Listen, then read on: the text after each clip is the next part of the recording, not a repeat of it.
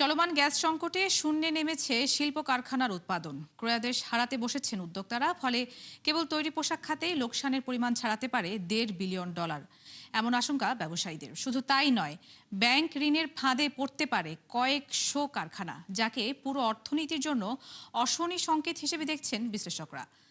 নারায়ণগঞ্জ প্রতিনিধি হাবিবুর রহমানকে সাথে নিয়ে আরও জানাচ্ছেন রাকিব আল জাবেদ।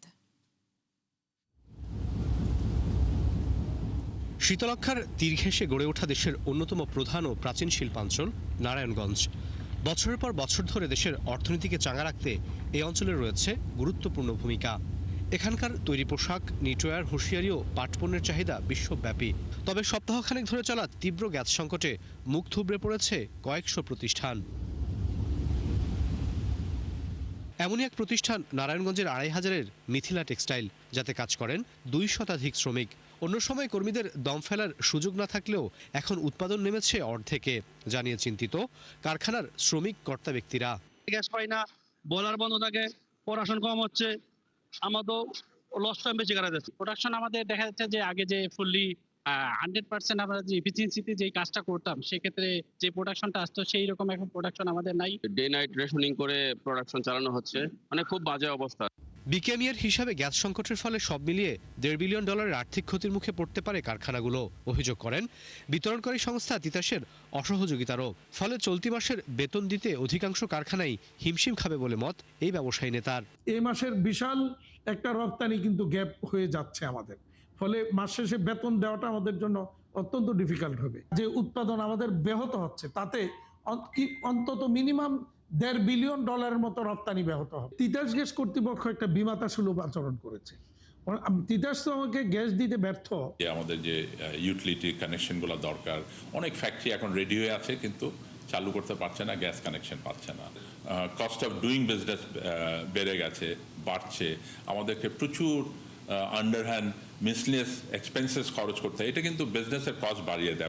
চলমান সংকটের সমাধানে সরকারের পক্ষ থেকে সর্বোচ্চ চেষ্টা করা হলেও সপ্তাহ দুয়েক লাগতে পারে বলে আশঙ্কা খোদ প্রতিমন্ত্রীর। দিন তারিখ সুনির্দিষ্টভাবে আমরা বলছি না, কারণ এর আগেও তারা যে দিন তারিখ দিয়েছে বিভিন্ন কারণে তারা মিট করতে পারে। Technical problem, you understand. আগামী সপ্তাহে যদি তারা যেটা এক্সপেক্টেড, আগামী সপ্তাহে যদি 50% তারা সাপ্লাই রিস্টোর করতে পারে, তারপরের সপ্তাহে ইনশাল্লাহ 100% তারা রিস্টোর করতে পারবে। বিষয়টিকে কেবল শিল্প বা রপ্তানি খাত নয়, পুরো দেশের জ্বালানি নিরাপত্তার জন্য হুমকি হিসেবে দেখছেন বিশ্লেষকরা। তাই দ্রুতই বিকল্প সমাধান খোঁজার পরামর্শ দিয়েছেন এই অর্থনীতিবিদ। সবচেয়ে বড় যেটা আশঙ্কার বিষয় সেটা হলো যে আমরা ইংল্যান্ড থেকে এক্সপার্ট নিয়ে আসছি, কিন্তু তারা কাজ করছে, কিন্তু তারপরে দেখা যায় 2 সপ্তাহ লাগছে। এখন 2 সপ্তাহ হচ্ছে এখনকার এস্টিমেটেড টাইম। যদি 2 সপ্তাহের মধ্যে ঠিক করতে না পারে, তখন কি অবস্থাটা কি হবে? তখন তো ভয়াবহ বিপর্যয় হবে। এখন পুরো দেশে যে একটা জ্বালানি বিপর্যয় ঘটছে, তো সেইটাই কিন্তু আমরা দেখতে পাচ্ছি, এবং এটার কারণে পুরো অর্থনীতিতে কিন্তু বড় রকম একটা চাপ তৈরি হতে পারে। দেশের জ্বালানি নিরাপত্তা নিশ্চিতে বিকল্প ব্যবস্থার দাবি জানিয়েছেন ব্যবসায়ী নেতারা। রাকিব আল জাবেদ, ৭১, ঢাকা। দেশজুড়ে দীর্ঘ হচ্ছে তীব্র গ্যাস সংকট। পর্যাপ্ত চাপ না থাকায় দিনের বেশিরভাগ সময় বন্ধ থাকছে অধিকাংশ সিএনজি ফিলিং স্টেশন। যদিও কিছু পাম্পে স্বল্প পরিসরে মিলছে গ্যাস, সেখানেও দীর্ঘ সময় লাইনে দাঁড়িয়েও মিলছে না পর্যাপ্ত জ্বালানি। এতে কর্মঘণ্টা নষ্টের পাশাপাশি উল্লেখযোগ্য হারে আয় কমেছে সিএনজি অটোরিকশা ও ভাড়ায় চালিত গাড়ি চালকদের।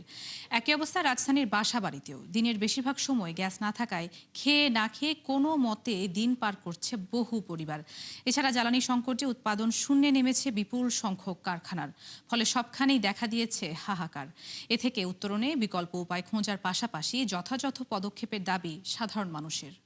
এখন তো ধরেন নিজের যে 700 খরচ আছে, 3 বেলা হোটেলে খাওয়া, এইটাই জোগাইতে পারতেছি।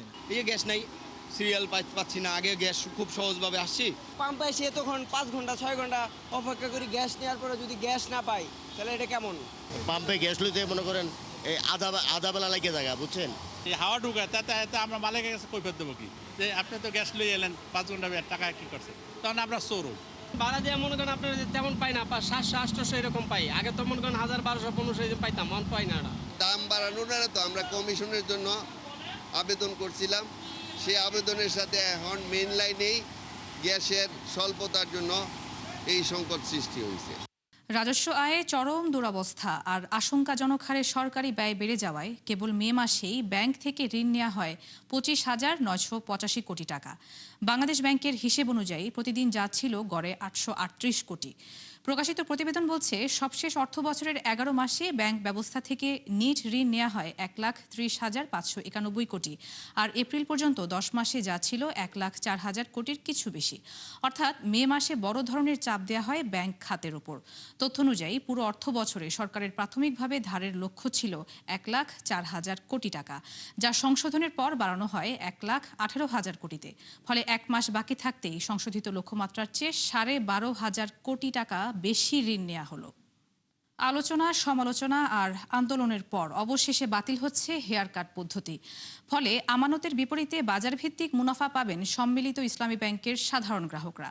তবে দুঃসংবাদ রয়েছে প্রাতিষ্ঠানিক আমানতকারীদের জন্য। জমা রাখা মূল টাকার বিপরীতে তাদেরকে দেয়া হবে সমমূল্যের শেয়ার। বিস্তারিত জানাচ্ছেন আব্দুজ্জাহের আনাস। অন্তর্বর্তী সরকারের আমলে আর্থিক খাতের বড় সংস্কার ছিল 5 প্রতিষ্ঠানকে একীভূত করে সম্মিলিত ইসলামী ব্যাংক গঠন, যা নিয়ে তৈরি হয় তুমুল আলোচনা সমালোচনা। তার চেয়ে বেশি সামনে আসে সে সময়ের কেন্দ্রীয় ব্যাংকের গভর্নর আহসান এস মনসুরের চালু করা হেয়ার কাট পদ্ধতি, যার অজুহাতে অর্ধেক কেটে রাখা হয় আমানতকারীদের মুনাফা, যা বাতিলের দাবিতে এখনও সোচ্চার গ্রাহকরা। তবে এই অবস্থান থেকে অবশেষে সরে আসতে যাচ্ছে সরকার। নতুন রেজুলেশন পরিকল্পনা অনুযায়ী ব্যক্তি পর্যায়ের আমানতকারীদের মুনাফায় বহাল থাকবে না সেই পদ্ধতি। ফলে ফেরত দেওয়া হবে মূল আমানতের পাশাপাশি চুক্তি অনুযায়ী সম্পূর্ণ মুনাফা। বাংলাদেশ ব্যাংকের কর্মকর্তারা মনে করছেন, সাধারণ মানুষের আমানত ও মুনাফা সুরক্ষা না রাখলে আস্থা কমবে ব্যাংক খাতে। মূলত ক্ষুদ্র আমানতকারীদের স্বার্থ বিবেচনা করেই কিন্তু সরকার এই ব্যাংকটিকে টেক ওভার করার দায়িত্ব গ্রহণ করেন। আসলে সরকার এই মুহূর্তে কর্পোরেট ডিপোজিটারদের টাকা ফেরত দেওয়ার মতো অবস্থায় নেই, কারণ এই অ্যামাউন্টটা যদি দিতে হয় তবে তো 1.5 লক্ষ কোটি টাকা নিয়েই সরকারকে মাঠে নামতে হতো, যেটা কখনোই সম্ভব না। বাংলাদেশ ব্যাংক সূত্র অনুযায়ী পরিবর্তন আনা হয়েছে প্রাতিষ্ঠানিক আমানতের ক্ষেত্রেও, অর্থাৎ কর্পোরেট প্রতিষ্ঠান, সরকারি সংস্থা, বেসরকারি কোম্পানি, ট্রাস্ট, ফাউন্ডেশন সহ বিভিন্ন সংস্থার আমানতের উপর দেওয়া হবে না কোনো মুনাফা। শুধু মূল আমানতের বিপরীতে দেওয়া হবে সম্মিলিত ইসলামী ব্যাংকের সমপরিমাণ শেয়ার, অর্থাৎ অতীতে অর্জিত বকেয়া মুনাফাও মিলবে না নগদ হিসেবে। তবে এই সিদ্ধান্তে উদ্বিগ্ন অনেকেই, কেননা অনেক শিল্প প্রতিষ্ঠান, হাসপাতাল, বিশ্ববিদ্যালয় নির্ভরশীল এই আয়ের উপর। তারা 14-15% রেটের ডিপোজিট ওখানে জমা দিতে গেছে কেন? তারা জানে যে 900 একটা ক্যাপ ছিল, 9% দেয় বিনিয়োগে, 6% ডিপোজিটে, তারা 12-14% অফার করে আর তারা যায়, সেখানে তারা টাকা জমা রাখছে। তো তাদের ছিল ভুল, আর বাকিদের হচ্ছে অপরাধ। এই অপরাধের দায় শুধু ডিপোজিটরের কাছে চাপাইলে চলবে না। কিছু ক্ষতি আপনাকে মেনেই নিতে হবে, কারণ আপনি যা পেয়েছেন সব আপনি পাবেন না। যতটুকু পান সেটা আপনার কাছে মন্দের ভালো, এইভাবে নিতে হবে যে আমি পুরাটা পাবো না কেন। আর যে কোনো ব্যাংক বা প্রতিষ্ঠান যখন দেউলিয়া হয় বা বন্ধ হয়, তখন আপনাকে ক্ষুদ্র ডিপোজিটারদের অগ্রাধিকার সবচেয়ে বেশি। সরকারের এখানে হয়তো লঙ্গার টার্ম, যে ওদেরকে আমরা তুমি অন্তত 5 বছর 6 বছর বিনা সুদে হলেও ওয়েট কর, তোমার আসলটা আমরা আজও কাল শোধ করব। এটাকে ওই ধরনের জিরো কুপন বন্ডে কনভার্ট করা যেতে পারে। ইকুইটিতে কনভার্ট না করে আপনি জিরো কুপন বন্ড দেন তাকে, যে তুমি সুদ পাবা না, কিন্তু তোমার এই লোন আমরা 10 বছর মেয়াদে আমাদেরকে সময় দাও। বাংলাদেশ ব্যাংক বলছে, আন্তর্জাতিক ব্যাংক রেগুলেশন নীতির সঙ্গে সামঞ্জস্য রেখেই এই পরিকল্পনা করা হচ্ছে। তবে কার্যকরের আগে সার্বিক বিষয় যাচাই বাছাইয়ের পরামর্শ বিশ্লেষকদের। আব্দুজ্জাহের আনাস, 71, ঢাকা। ভারতকে হটিয়ে বৈদেশিক বাণিজ্যে দ্বিতীয় অবস্থানে উঠে এসেছে যুক্তরাষ্ট্র। মূলত দেশটির সাথে করা চুক্তির কারণে ব্যাপক হারে আমদানি বাড়িয়েছে বাংলাদেশ, যে কারণে পেছনে পড়ে গেছে ভারত। বাংলাদেশ পরিসংখ্যান ব্যুরো এই তথ্য প্রকাশ করেছে। বিশ্লেষকরা বলছেন, বাণিজ্য সম্পর্কের এই পরিবর্তনকে আমলে নিতে হবে গুরুত্বের সাথে। ইমদাদ হোসেনের রিপোর্ট। বাণিজ্য সম্পর্কের বিচারে একরকম ধরাছোঁয়ার বাইরে চীন, যেখান থেকে আমদানি হয় 5 ভাগের 1 ভাগ পণ্য, সাথে রপ্তানিও হয় কম বেশি। ফলে সবশেষ অর্থবছরে দ্বিপাক্ষিক বাণিজ্যে যার পরিমাণ ছিল $20 বিলিয়ন ওপরে। চীনের পরে ঐতিহাসিকভাবেই দ্বিতীয় অবস্থান ধরে রেখেছিল প্রতিবেশী দেশ ভারত। সেখানেও অবশ্য পাল্লা ভারী সে দেশের দিকেই। তবে যোগ বিয়োগ মিলিয়ে যুক্তরাষ্ট্রের অবস্থান তৃতীয় হলেও বাণিজ্য উদ্বৃত্তের কারণে শক্ত অবস্থানে বাংলাদেশ। তবে দেশটির সাথে ফেব্রুয়ারিতে করা চুক্তির কারণে পাল্টে গেছে দ্বিপাক্ষিক বাণিজ্যের হিসাব। ফলে ভারতকে পেছনে ফেলে এপ্রিলে দ্বিতীয় অবস্থানে চলে এসেছে বিশ্বের সবচেয়ে বড় অর্থনীতির ওই রাষ্ট্র, যাকে নতুন মাত্রা হিসেবে দেখছেন বিশ্লেষকরা। ইন্ডিয়া 3 নম্বরে চলে গেছে, এটা আমাদেরই বরঞ্চ একটা আমি বলবো সফলতাও দেখা যায় যে বিশেষ করে নতুন বাজারে যে যুক্তরাষ্ট্রের বাজারে ঢুকতে পারা ইত্যাদি। ইন্ডিয়ার সাথে যে দ্বিপাক্ষিক বাণিজ্য এটা অবশ্যই এক ধরনের স্থবিরতার মধ্যে আছে। তার অন্যতম কারণ হচ্ছে যে রাজনৈতিক এই যে টানাপোড়েনের একটা বিষয় আছে। যুক্তরাষ্ট্র উঠে এসেছে দ্বিতীয় বৃহত্তম ট্রেড পার্টনার হিসেবে। ওভারঅল বাণিজ্য যে গ্লোবালি ডাইভার্সিফাইড হচ্ছে বা আরও ডিপার হচ্ছে, এটা সেটারই একটা আমার মনে হয় নিদর্শন। এটা যুক্তরাষ্ট্র দ্বিতীয় স্থানে এসছে, এটার মানে কিন্তু ইন্ডিয়ারটা কমে যায় নাই, বিষয়টা তা না। মানে যুক্তরাষ্ট্রের সাথে আরও বেড়েছে। তার মানে আমার যে overall trade, global trade, export and import, সেটা কিন্তু ওভারঅল বাড়ছে। বিবিএস এর তথ্য বলছে চীনের সঙ্গে শুধু এপ্রিলে দ্বিপাক্ষিক বাণিজ্য ছিল প্রায় $2.5 বিলিয়ন, আর ভারতের সাথে তা 1.16 বিলিয়ন। তবে চলতি বছরের 4 মাসে যুক্তরাষ্ট্র থেকে আমদানি ব্যয় উঠে যায় দ্বিগুণে। সেই সাথে দেশটির বাজারে স্থিতিশীল ছিল বাংলাদেশের রপ্তানিও, যে কারণে এপ্রিলে দুই দেশে বাণিজ্য ছাড়ায় $1.3 বিলিয়ন, যা ভারতের চেয়ে 12% বেশি। বিশেষজ্ঞদের মতে চুক্তির কারণেই পাল্টে যাচ্ছে দ্বিপাক্ষিক বাণিজ্যের এই হিসাব। প্রথাগত যেসব দেশগুলো থেকে আমরা আমদানি বেশি করি, যেমন চীন 1 নম্বরে আছে, ভারত 2 নম্বরে আছে, আমার মনে হয় না যে সেখানে কোনো বড় ধরনের ব্যত্যয় হবে। তবে সরকারি প্রকিউরমেন্টের কারণে মার্কিন যুক্তরাষ্ট্র থেকে আমদানি বৃদ্ধিটা এই সর্বসাম্প্রতিক মাসগুলোতে কিছুটা বাড়ছে। তথ্য অনুযায়ী 2026-এর 4 মাসে যুক্তরাষ্ট্র থেকে কেবল বিমানের যন্ত্রাংশ আমদানি হয় $15 কোটি। এছাড়া চুক্তির পর থেকে বাড়তি পরিমাণে এসেছে সয়াবিন, গম, তুলা এবং এলপিজি।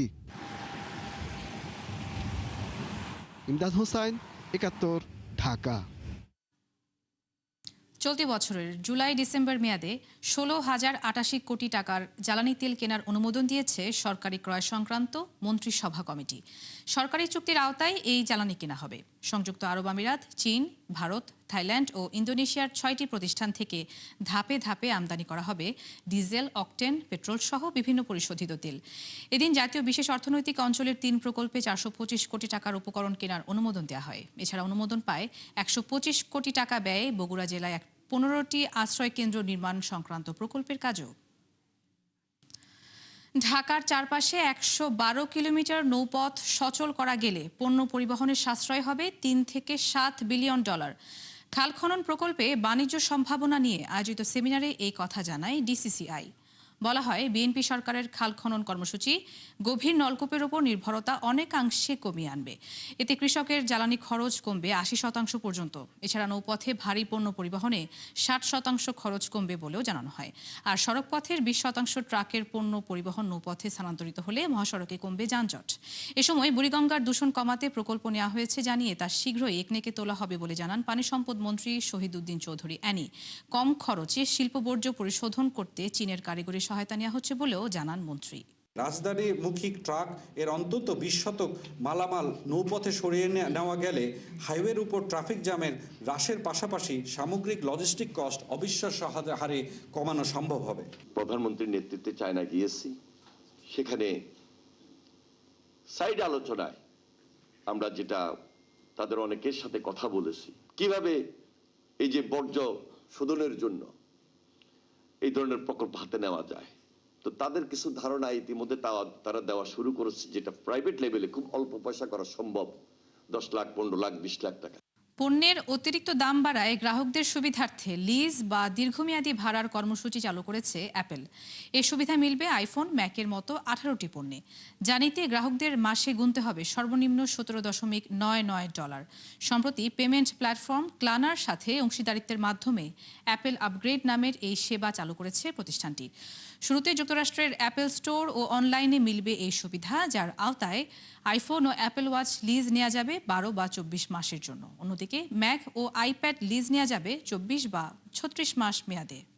সীমিত পরিসরে বহুল আলোচিত আর্থিক সেবা এক্স মানি চালু করেছে ইলন মাস্কের মালিকানাধীন সামাজিক যোগাযোগ মাধ্যম এক্স। নতুন এই সুবিধা কাজে লাগিয়ে তাৎক্ষণিক অর্থ লেনদেনের পাশাপাশি ক্যাশব্যাক, বার্ষিক মুনাফা সহ বিভিন্ন আর্থিক সুবিধা নিতে পারবেন গ্রাহকরা। প্রতিষ্ঠানটির তথ্য বলছে, ব্যবহারকারীদের একটি ডিজিটাল ভিসা ডেবিট কার্ড দেওয়া হবে, যা তাৎক্ষণিকভাবে অ্যাপেল পেতে যুক্ত করা যাবে। পরে তাদের একটি বাস্তব ভিসা ডেবিট কার্ডও দেওয়া হবে।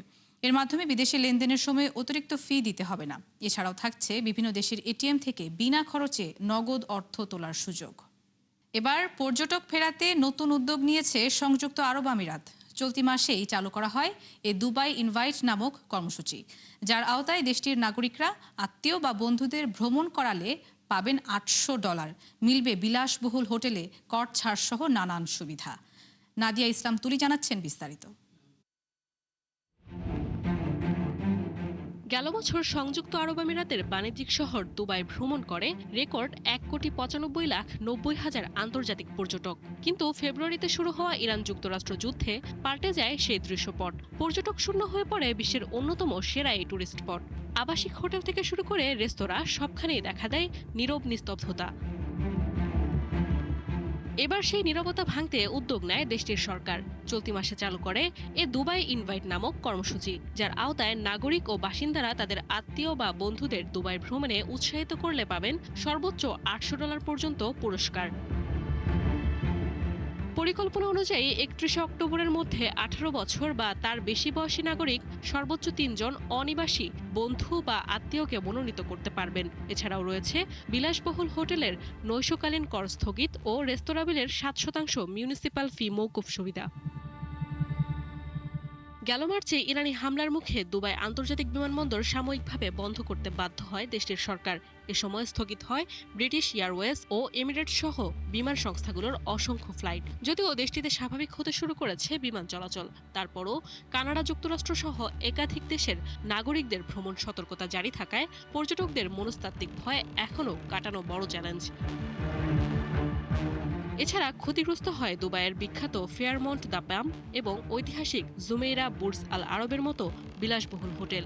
এরপরই হোটেল ব্যবহারের হার 80% থেকে নেমে আসে মাত্র 10%। বিশ্লেষকদের মতে অবকাঠামোগত ক্ষতি মেরামত সম্ভব হলেও সংঘাতের কারণে যে ভাবমূর্তি ক্ষুণ্ণ হয়েছে তা কাটিয়ে ওঠা কঠিন। নাদিয়া ইসলাম তুলি, 71। দর্শক, 71 বিজনেসে এই ছিল এখনকার মতো। সরাসরি সংবাদ অনুষ্ঠান দেখতে চোখ রাখুন 71-এর ফেসবুক পেজে এবং সাবস্ক্রাইব করুন 71-এর ইউটিউব চ্যানেল। থাকুন 71-এর সাথেই।